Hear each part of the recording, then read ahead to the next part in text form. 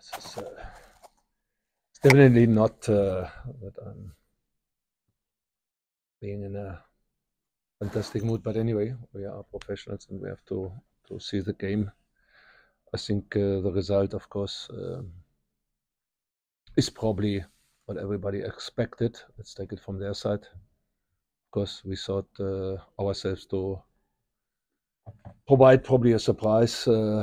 Was thinking about a different structure, different setup we put in place comparing to our last games, and it was definitely necessary because knowing that you play Sundowns and not a team mediocre, probably in future the champion of Champions League in Africa. But good. Of course, it's always something if this game is decided by a penalty.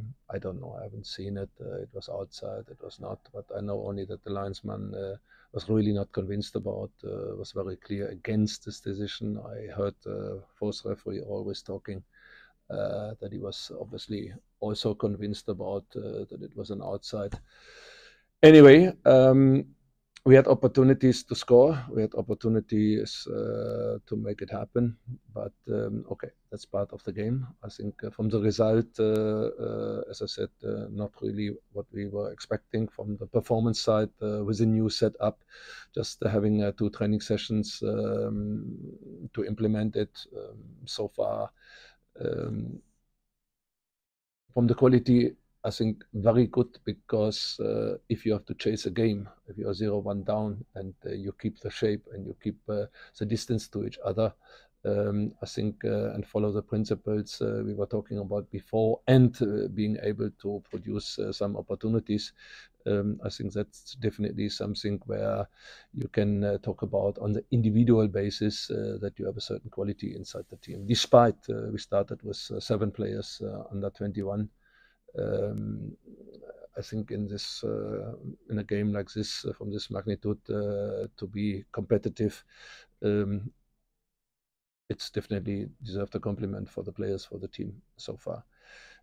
Of course, I take I'm not really interested in ball possession. As I said, ball possession, if you're having hundreds of passes in your background, of course, it's nice, it looks nice, but ball possession is something different. I think in these days, skipping the line, putting the pace in, what we tried, of course. The execution was not always, we didn't come on top of the line, the passing in particular in the first half, second half, it was better. But okay, good.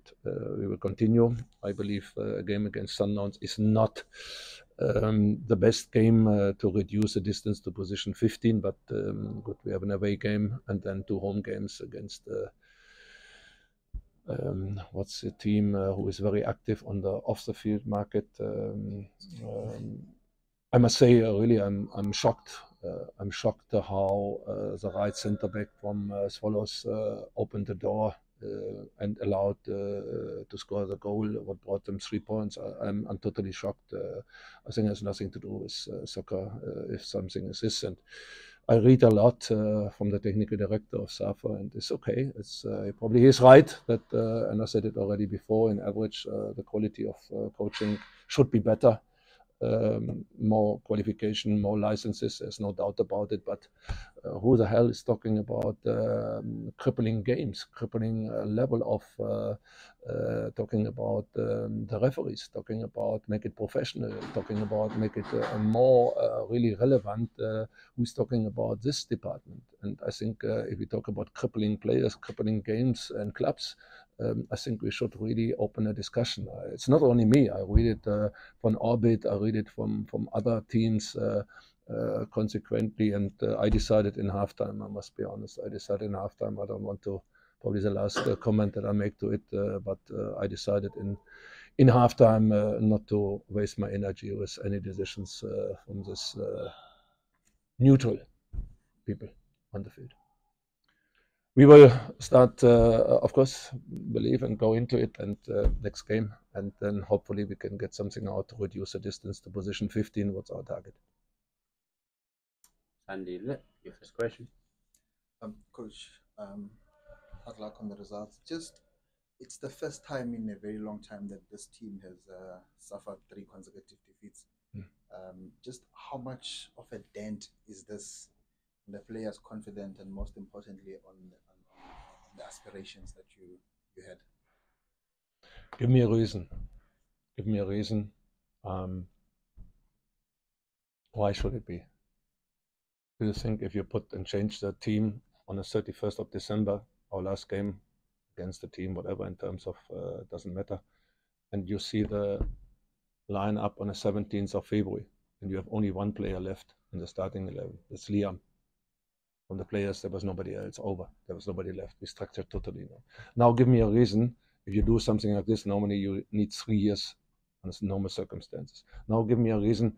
Why should a team with so many changes, and in addition with the ages, the average age, why should a team all of a sudden run through the league like champions from one day to another? We had a good start. We had a good moment.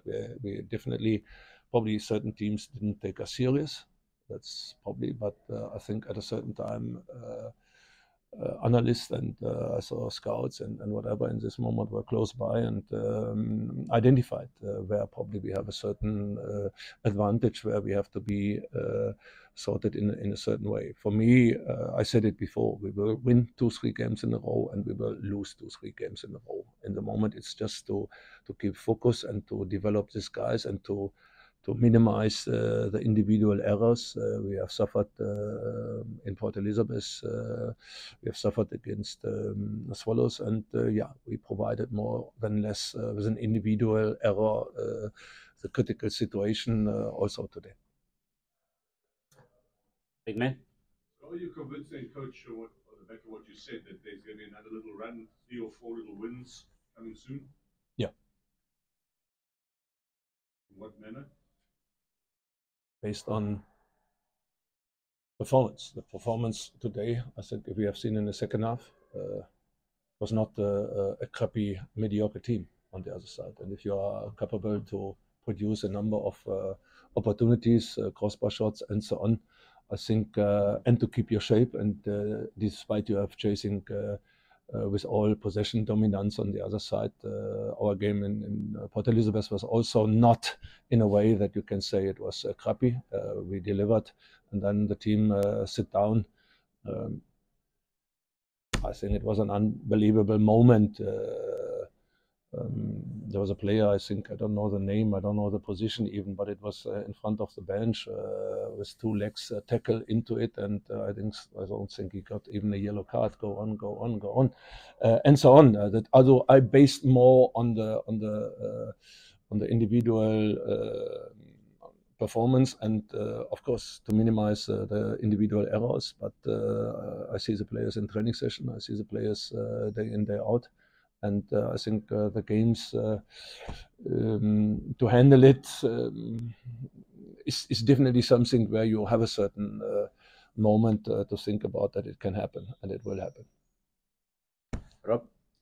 Coach, you mentioned the changes from 31st to December. Obviously, more changes recently with like Tepo Gumede. Defensive-wise, are you? I mean, you've had to make a few changes over the past couple of months. Are you happy with how the structure is looking and how Tepo has fitted in?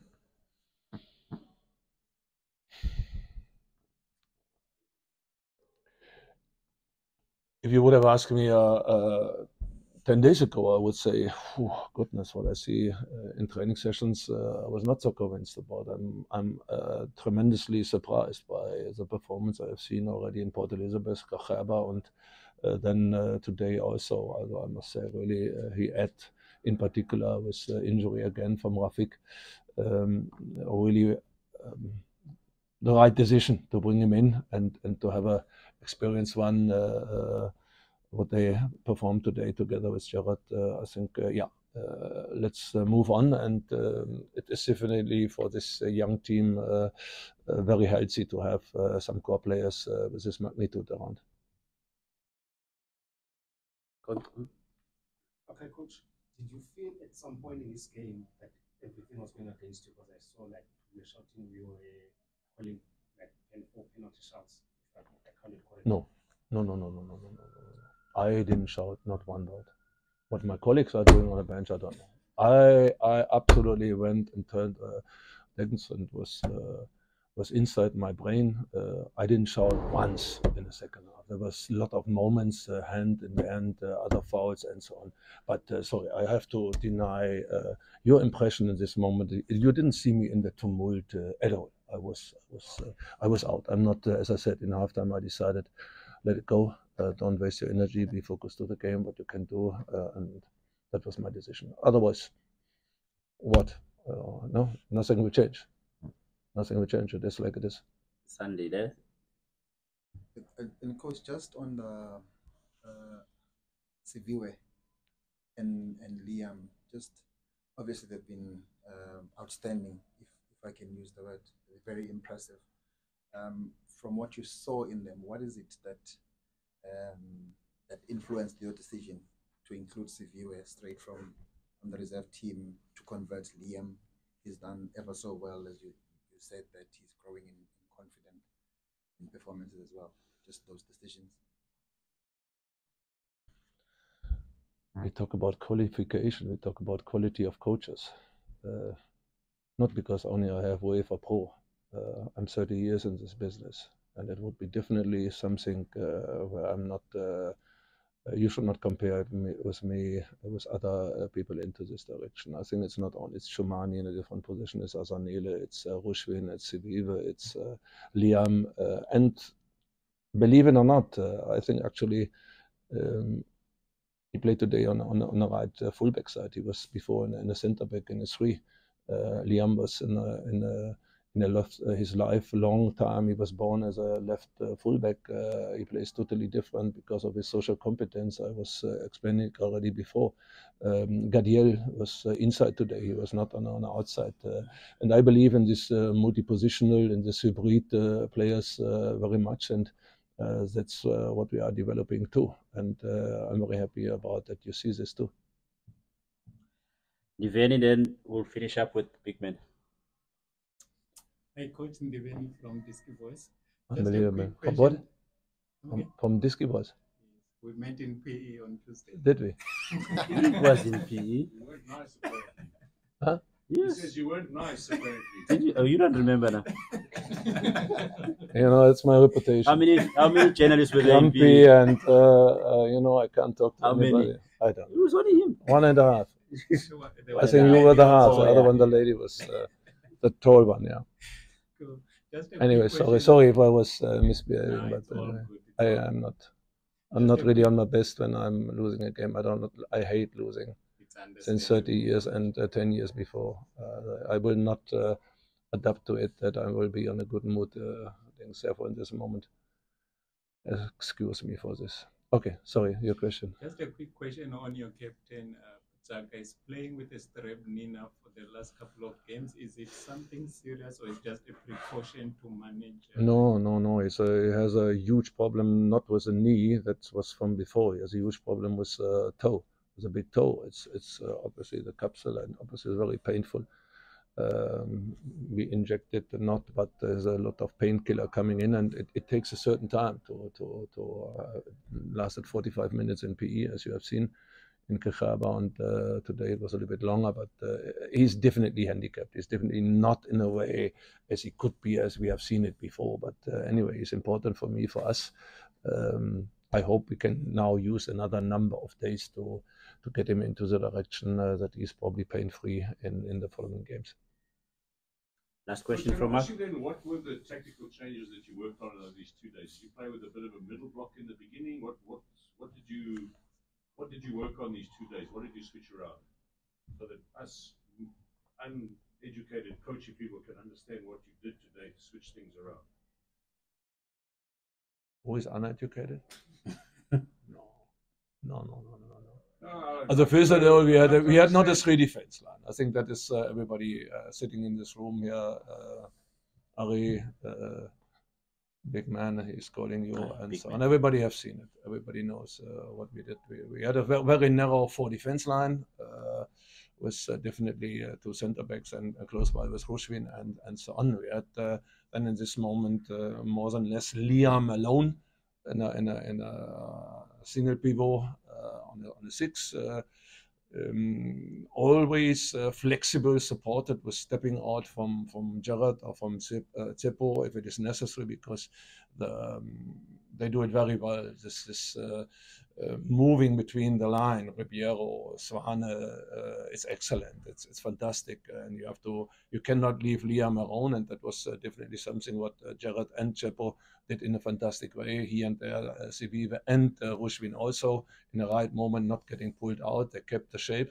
That was definitely very, very crucial. And what we then in this moment was Chomani and Kadiel central, not to make it too easy that they can play through the half spaces. Half spaces is one target, half space to get the ball, and then Mudau, and on the other side, Masheko is going.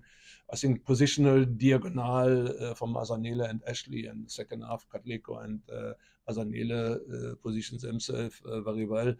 We were thinking that we get probably a little bit of more pressing moments, but of course, it's you cannot come into it. And of course, as you have seen, our target was to find the space behind the line with quick players like Ashley, like Azanele, and Luke in the first half. Second half similar, and good here and there it works, but not all the time. So it was a little bit of setting up, make it a bit more difficult to break the first line from their side. And you know, the typical way, as uneducated people here, we all know what it is, what Sundowns is providing, but they do it so well. They have so high quality. You know what they are doing. You know how they are playing. You know how they are strategizing. But yeah.